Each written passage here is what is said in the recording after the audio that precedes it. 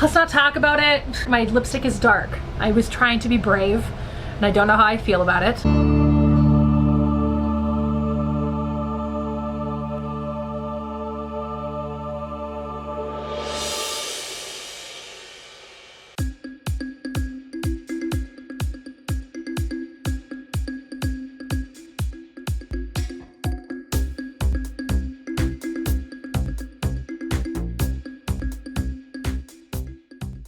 So something you guys may not know about me is that I am a tree hugger. I like nature, I like animals. It shouldn't be a huge mystery. I have a bunch of them, so I like animals. But something that has come to my attention over the last 5 or so years of my life is the concept of cruelty-free. And I just thought that I wanted to talk about it and want to talk about kind of my thoughts on it and kind of my overall opinions about it and kind of my journey with it. And if you guys have ever thought about going cruelty-free, I have some pretty decent tips for that. So I just wanted to kind of throw all of that together into one mishmash of a video and kind of explore that. And if you guys want to see some of the cruelty-free items that I have purchased over the years that I really like, brands that I really like that are cruelty-free, let me know in the comments below and we will go to that next time. All of the stuff that I'm wearing on my face right now, all of this is cruelty-free, even though not all of it has a parent company that is cruelty-free, but we're gonna get to that. So what is cruelty-free? Cruelty-free essentially means that it's not ever been tested on animals, or that it's not made from animal products, because there is a difference. There is cruelty-free that is not vegan, and there is vegan products. And we'll talk about kind of where I draw my lines, because everybody draws their lines in this community kind of in different places, and I feel like the ones who go full vegan tend to be a little bit more judgmental, but the vegan community tends to be more judgmental, at least the loud, obnoxious ones. But I do have vegan friends that are not obnoxious, but I have definitely come across vegans that are definitely obnoxious. And I'm not doing this because of PETA, because you guys should know, if you guys know me at all, I was blocked by PETA on Twitter because I hate them. And I have never really harassed them, but I definitely want them to be shut down, so I will definitely argue basically anybody who ever goes and defends PETA, because PETA is the actual worst. If you guys want me to do a full video on why I think PETA is the actual worst, let me know that in the comments below, because I've actually already written out basically an essay as to why they are the worst. So let me know in the comments below if you guys want to hear that story from me. Plus, I also have a friend that literally works in nature conservation, so if you guys want me to do another video with her, it's sorry. Hashtag I hate sorry. If you guys want me to do another video with her, as we talk about nature conservation and the things that PETA say that conserves nature that are actually not true even a little. If you guys want to know the PETA propaganda, let me know in the comments below, and Sorry and I will probably sit down and do a video together when we see each other.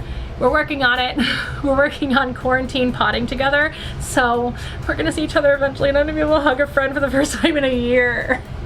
Anyway, so that being said, let's just get started.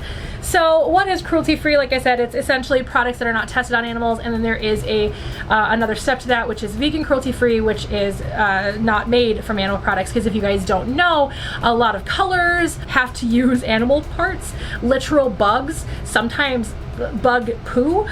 So if you guys didn't know that, makeup tends to come with animals in the makeup. So just so you guys are aware, sometimes you are wearing a literal bug on your lips. So if you didn't know that, that is the case.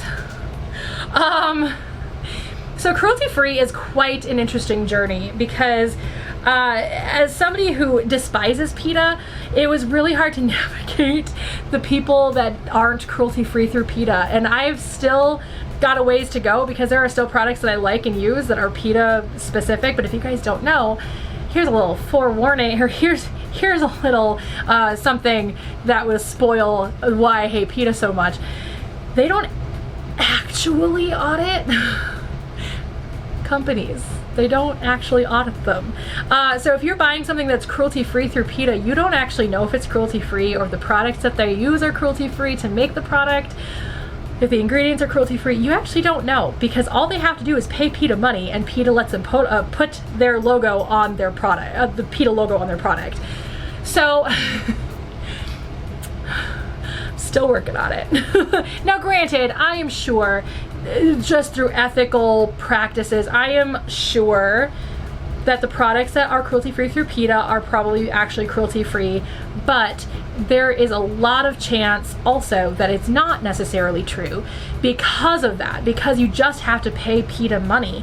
I mean, Clorox could just pay PETA money. They could say, oh, we don't test on animals anymore. And they'd be like, okay, we'll just take the money, because that's all PETA is about, is making money. I wish people understood that. They're not an animal rights activist group. Anyway, this is gonna turn into a PETA rant, I just know it. So I try to focus on the Leaping Bunny logo. So if you guys don't know, this is the PETA logo, and this is the Leaping Bunny logo. So I look for this logo, I don't look for this logo. Or I look for this logo as well and avoid it as best I can. But Leaping Bunny actually does audit. Now this is not sponsored by Leaping Bunny. This is not associated with any cruelty-free product or anything like that. Let me just be very clear. But Leaping Bunny does actually audit their products. They audit all the companies that do have their logos, plus they actually also, in that auditing process, audit the ingredients and the companies that the ingredients come from. So if you are buying a product with the Leaping Bunny logo on it, you can rest assured that it is truly cruelty-free. So let's talk about the types of cruelty-free that exist. There is the cruelty-free, there's the sort of cruelty-free. So there are some companies that will be mostly cruelty-free unless they have to test on animals, which means they sell in China. Now, I personally do not partake in any of these companies because they are still testing on animals with certain products. There are certain people, though, in the cruelty-free community that will still buy the products that are not sold in China, but will still buy products from that company. They just won't touch the ones that are sold in China. They'll only touch the ones that are sold in the United States, which, quite frankly, or not necessarily not just in the United States, but just not in China. So quite frankly, I just still don't like that, because even though I don't care about the second one, which we'll get to, for kind of the same reason. I mean, it's essentially the same thing. You're telling the company, I'd rather your cruelty-free product, so maybe just pull out of China. I don't know. I feel like that just is such a cop-out. I personally don't like that, but you know what? Like I said, I'm not judgmental when it comes to that. If that is the type of cruelty-free that you can be, because that tends to be the cheapest way to be cruelty-free, go for it. I appreciate it. You're still doing your part in fighting the concept of testing on animals. Now, the type of cruelty-free that I am is the kind of cruelty-free that where if you can buy totally cruelty-free, great, but if you have to buy a cruelty-free product, but the parent company isn't cruelty-free, that's fine. Like, for example, NYX, which is a good portion of the makeup that I'm wearing. The foundation, the powder, the thing I use as eyeliner. It's literally just eyeshadow that I use as eyeliner. My mascara, which I'm not wearing right now, is all, and there's actually a lipstick that I wear a lot that is also NYX. They're owned by L'Oreal, which is not a cruelty-free company, but NYX is. And the thing is that I'm telling L'Oreal with my pocketbook, kind of like what I said about the other one, I'm telling L'Oreal with my pocketbook, I prefer your cruelty-free brand, and that's where my money is going. Because the money, while eventually filters to L'Oreal, isn't going directly to L'Oreal. So at the end of the day, like, they're seeing this product doing better, that'd be more enticing for them with their whole product line, kind of like what CoverGirl did recently, and be truly cruelty-free. They just haven't done that yet because they haven't seen enough of it. So that's why I don't mind that one as much, but there are definitely people who disagree with that, kind of like I kind of disagree with that other one. And again, this one tends to be a cheaper way to be cruelty-free, if I'm honest. And I'm not made of money. This is something that I have had to learn how to budget for in my life to be cruelty-free, and I couldn't do it overnight. It was a process. And then there is the full cruelty-free people who don't necessarily care if it's vegan, but they refuse to touch products that are owned by parent companies that are not cruelty-free, or companies that sell certain products in China and certain products not in China, making those products cruelty-free. Anyway, that's where we are. So there's that group of people who are just very stickler about the fact that it cannot be cruel in any way, shape, or form. You cannot be giving money to a cruel company, which I feel kind of is such an unrealistic goal, because at the end of the day, a lot of companies have their hands in these boxes, in these pocketbooks. Like, they've got a lot of hands in these products. And so you have to do so much research and so much money being spent towards cruelty-free products that it's such an unreasonable goal, in my opinion. But again, if you have the ability to do it, if you have the resources to do it, holy crap, good for you. You are certainly doing your part. You are doing more of a part than I am, honestly. And I really appreciate that. Then there are the people who are vegan. Now, here's the thing. Can I just go on a quick vegan/vegetarian rant for just a second? Here's the thing. This is not about people who choose to be vegan or people who choose to be vegetarian. It is the fact that nobody understands what vegan is and nobody understands what vegetarian is. So here we go. Quick rant from somebody who actually eats meat. Okay. So, vegetarians. Vegetarianism is a diet. Vegetarians, true vegetarians, is what a lot of people call vegan. You're not vegan necessarily. You can be, not necessarily. If it is just what you eat, if you just do not eat animal products, you are vegetarian. There are different levels of vegetarian. Some that partake in dairy products, some that partake in eggs, some even partake in fish. So there are different levels of vegetarianism, but if you eat no animal products, but you don't focus on the actual lifestyle, like no wool or no leather, blah, blah, blah, cruelty-free/vegan products, then you are just vegetarian. You are not vegan. Please use these terms correctly. Veganism is a lifestyle. It is being vegetarian, truly, fully vegetarian, plus this other side, which is the lifestyle, which is going to be the vegan products. Please use these terms correctly, because even though I'm a meat eater and not belonging to either one of these communities, it drives me crazy when I come across somebody who's like, I'm vegan, and they're wearing leather shoes. That's a soapbox for another day. Anyway, there are the vegans. Oh, the vegans are gonna come for me. The vegans are going to come for me. So again, like I said, and granted, I definitely, if I can buy vegan, great, I'll buy vegan, because that in itself can absolutely be more cruelty-free than other things. I don't necessarily like the idea of bugs being on my lips, but anyway, those are going to be products that are not just not tested on animals, but they don't use animal products of any kind within their product. So again, just a very different level. So those are the different levels of cruelty-free. It's really a spectrum, and it just depends on where you stand on that spectrum. I'm kind of in the middle, really, because again, I don't mind if the parent company is cruelty-free necessarily, because I'm telling them with my pocketbook a statistic that they should be paying attention to.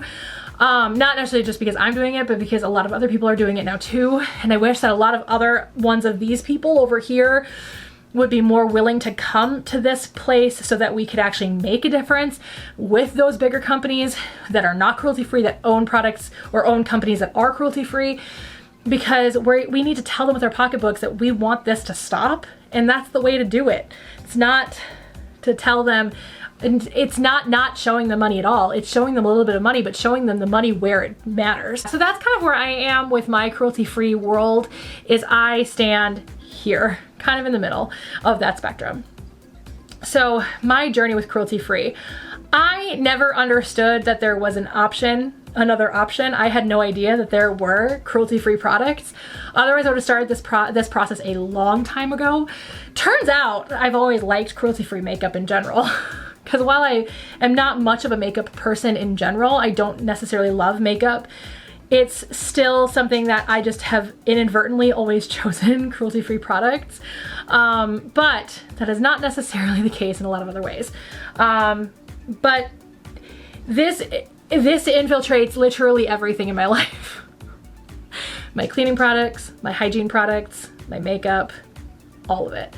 Everything that I own, I make sure I buy from cruelty-free companies, or at least cruelty-free companies that are owned by parent companies that are not cruelty-free. And it's very important to me, to the point that like I will even look up like sponges. Like if I have to buy a new like beauty blender kind of product, I specifically look for companies that again are going to be cruelty-free. So like I'll buy something from NYX, I'll buy something from those companies. I'm not gonna buy something from a company like Clinique, for example. They're not cruelty-free. I refuse to touch Clinique products. but Clinique products are too chemicalized for my face anyway. Be very careful when you have rosacea. Anyway. But anyway, that's not the point. So the point is that I specifically seek it out, and it has infiltrated my entire life. Basically everything that I think now. Every time there's a new product out there, like my parents and I are watching Shark Tank because we love Shark Tank. You guys know this, right? If you guys watch my cat DNA video, you guys know this. And they'll have a new cleaning product, or they'll have a new beauty product or a new hygiene product, and I'll immediately get on my phone and look it up to see if it's cruelty-free. Because if it is cruelty-free, then I'll buy it and I'll try it. If it's not cruelty-free, I don't buy it. I don't try it. So it's so important to me. Like it's become kind of how I shop for new products. It's gotten to a point now where I know the products that I like or the companies that I like, so I tend to stick with those companies. I don't tend to go to new companies anymore at this point because I've been doing it for so long now. I've been doing it, I've been slowly transitioning to cruelty-free over 5 years. I'm still not entirely completely finished with cleaning products, but somebody needs to tell me of a good bleach that can be done on colors that is from a cruelty-free company, because as far as I know, Clorox is the only one. And then the other one too is shampoo for carpet shampoo. So there's that. I also need to know that. So yeah, if you guys actually know, let me know in the comments below, because I'd like to know if you can find one. If you can let me know of products that work.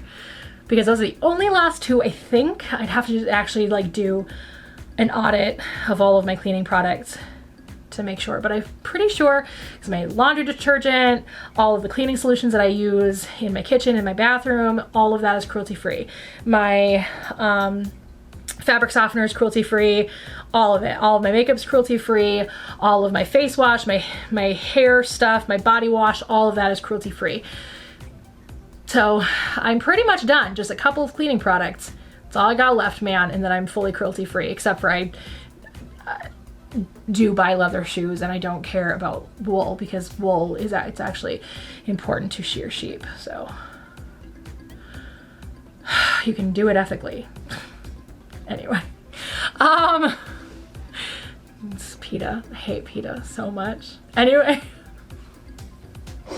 I am so triggered by that old ad from PETA where I was like, oh my God, are they really trying to say that you kill sheep by shearing them? You don't kill sheep by shearing them. They have to be sheared. It's like science. It's how we made sheep evolve over time. They have to be sheared or they will actually be in danger. It's actually cruel not to shear them, so.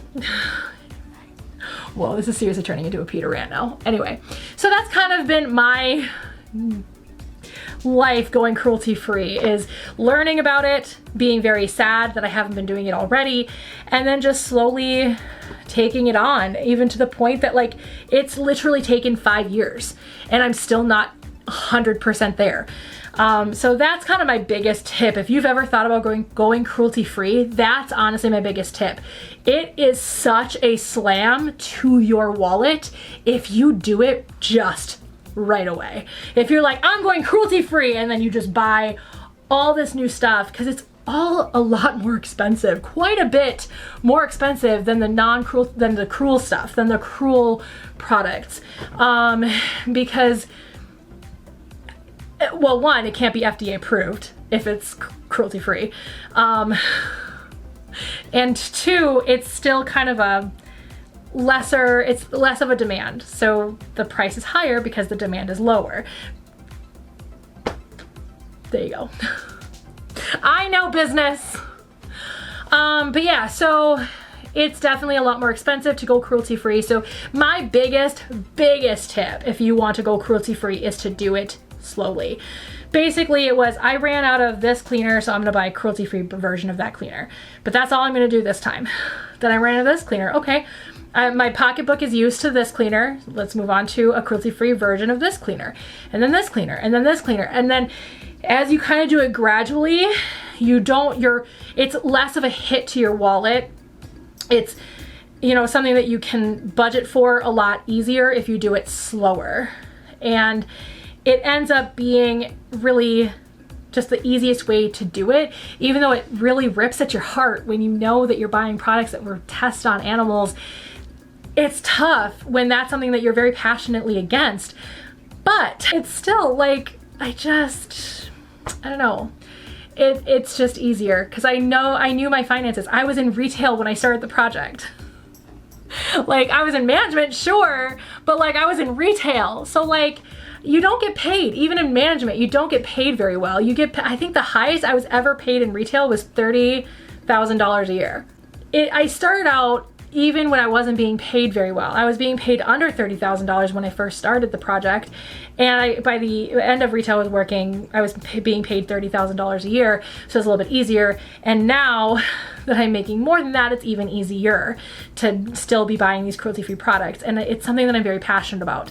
But that's my biggest tip. And my other tip is crueltyfreekitty.com. Again, I have no relationship to this company, to this website, but I'll put a link to it below. This is a very good resource. It will tell you if it's cruelty-free through Leaping Bunny, if it's cruelty-free through PETA, or if it's just cruelty-free not through any company, because there are some companies that don't feel like they want to spend the money to put a logo on their product to show they're cruelty-free so they can keep their product a little bit cheaper. So that being said, there are some companies like Yes To, that is one of my favorite brands just in general. I love it. It is what I use for my shampoo and conditioner. I absolutely adore it. Look at my hair. My hair has been just fantastic since I started using it. Honestly, I love it. Again, not sponsored in any way, shape, or form, but it's I swear by Yes To. But they are a product that is cruelty-free, that just choose not to put cruelty-free logos on their bottles so they can try to keep the costs lower, and I really appreciate that. So Cruelty-Free Kitty is a very great website to go to. It's a great resource for you to know what you're looking for, what to stay clear from, because sometimes it's really hard when you're just standing in the aisle of Target and you just pick up a product and you're looking for the logo, because you're also going to miss things like Yes To because they don't put the logo on there. But one thing I really like, especially if you shop at Target actually has a section of their online shopping that is specifically cruelty-free. So if you go on the Target app and you search cruelty-free bathroom cleaner, it's gonna show you all the cruelty-free bathroom cleaners, and it's gonna have like a logo on it on the listing that says cruelty-free. And I love that. I love that about Target. Target, please give me more of that. But yeah, so those are my biggest tips. Do it slowly. Use resources that are very reliable, like Cruelty-Free Kitty or like the Target app. Very, very, very, very easy resources to use. Love it so much. So there you guys have it. That's kind of my journey with cruelty-free. If you guys want to see my true PETA rant, if you guys want to see all of the brands that I like that are cruelty-free, let me know those things in the comments below. And I hope you guys enjoyed this video. If you guys did like it, give it a like, comment down below those things. And there you go. If you guys want to see the time I did my cat's DNA, you guys can click right here. If you guys want to see the video that the algorithm thinks is best for you on my channel, go ahead and click here. You can click here to subscribe, hit the bell for notifications so you don't miss a single one of my videos. Also hit subscribe and the bell of notifications on my vlogging channel, where I am a pet mom. And I hope you guys enjoy that channel. There is no clear schedule for it yet, but we're getting there.